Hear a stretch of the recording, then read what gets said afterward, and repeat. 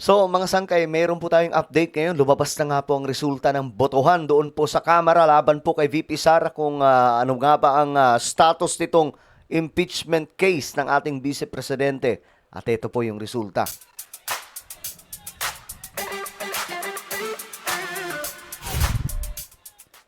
Alright guys, magandang oras po sa inyong lahat. At ito may breaking news po tayo. Ito yung hinihintay natin mga sangkay kasi may mga agam-agam na may mga bumaliktad na daw pong mga kongresista. Ngayon, ang sabi nga po natin mga sangkay, tingnan po natin sa magiging botohan ngayong araw. Kung totoo yun, mababawasan at eto ang resulta mga sangkay. Tingnan po natin mga sangkay kung gaano katotoo na may mga bumaliktad na or ito nga ba ay isang chismis lamang.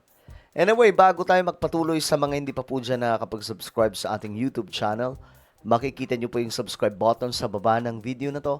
I-click nyo lamang po yung subscribe, i-click ang bell, at i-click nyo po yung all. Sa mga nanonood po sa Facebook, i-follow nyo po yung ating Facebook page. So ito mga sangkay ang report ngayon. Nagbotohan na mga sangkay, pero bago magbotohan, ito po muna yung statement ni Luis Tro. No, tingnan po natin. Ang mga ebidensya ng pagmumura at ang pag-contract ng assassin. Grabe po itong mga ebidensyang ito. Lalo na yung video ng Vice Presidente. Grabe, diinan talaga ito.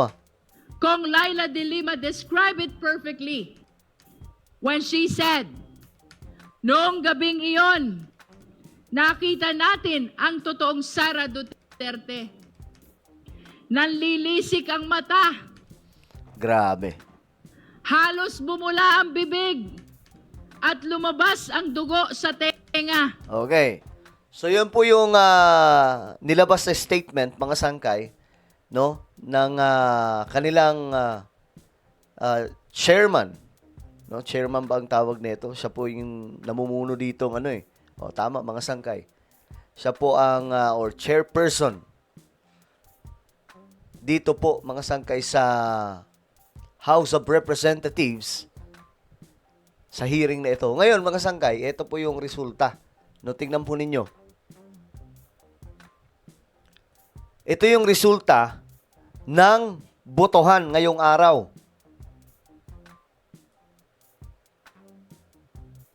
Report. There is a motion to approve the committee report with the attached resolution setting forth the articles of impeachment against the Vice President as amended. The same has been seconded. Is there any Madam objection? Chair. Madam Chair, just a bit of an amendment to the motion. What's the pleasure of the Honorable De Lima? Can we add with the attached articles of impeachment? So dito po mangyayari mga sangkay yung botohan ngayong araw. So titignan po natin kung totoong may mga bumaliktad o isa lamang pong chismis yun mga sangkay kasi nilabas po yun di umano ng politiko. We Because are following the wordings of the rules of impeachment, Yes, which the says setting forth the articles, the articles of of impeachment. impeachment. So no need to specify with the attached. I don't think articles of it is impeachment. needed. Thank you. We're following verbatim what is provided in the rules of impeachment. Is there any objection?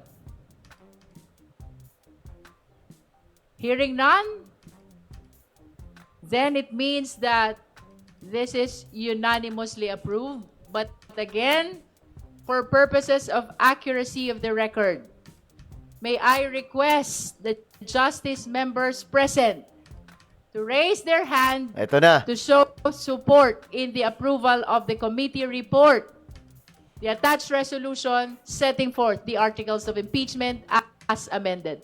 Please raise your right hand. Ito na, tingnan po natin. So, kitang-kita po yung mga bumoto. Tingnan nyo na lamang po mga sangkay. So, halos lahat po ng nariyan ay bumoto.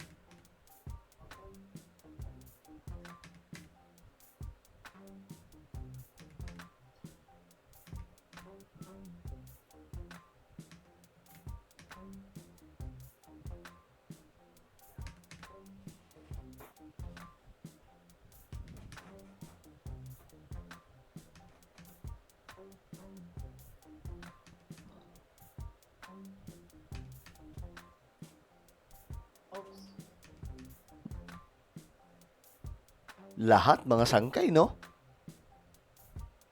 Parang walang may parang walang may kumontra eh.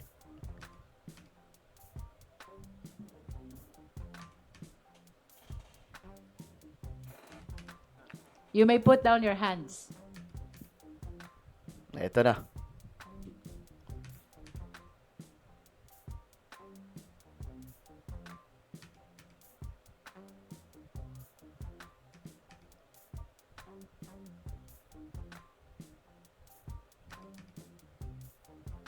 Tingnan natin yung resulta mga sangkay.